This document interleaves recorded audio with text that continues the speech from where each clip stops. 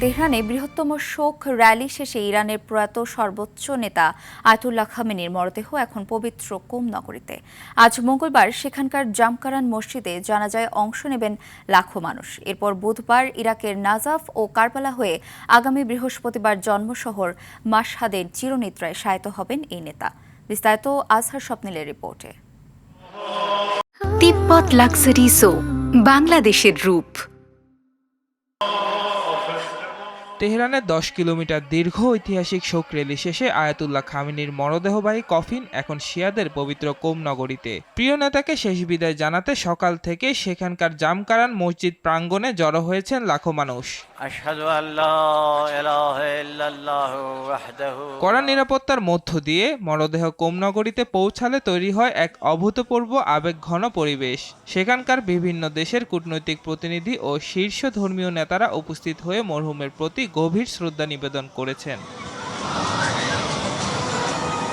পরিকল্পনা অনুযায়ী বুধবার খামেনির কফিন নিয়ে যাওয়া হবে প্রতিবেশী দেশ ইরাকে। দেশটির পবিত্র নাজাফ ও কারবালা শহরে শিয়া সম্প্রদায়ের ধর্মীয় রীতিনীতি মেনে বিশেষ শোক শোভাযাত্রা ও জানাজা অনুষ্ঠিত হবে।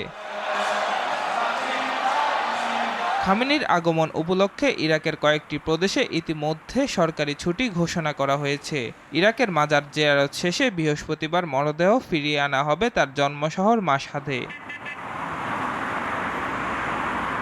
এদিকে শোকাবহের মধ্যেই লেবাননের নাবাতি আল ফাউকায় বিমান ও গাজায় আল শিফা হাসপাতালের বাইরে ড্রোন হামলা চালিয়েছে ইসরায়েলি বাহিনী। এতে অন্তত 2 জন নিহত ও বেশ কয়েকজন আহত হওয়ার খবর পাওয়া গেছে।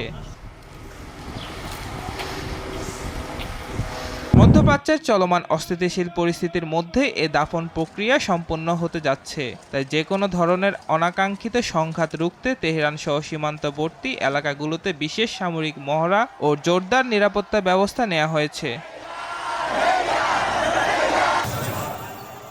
আজহার স্বপ্নিল, RTV।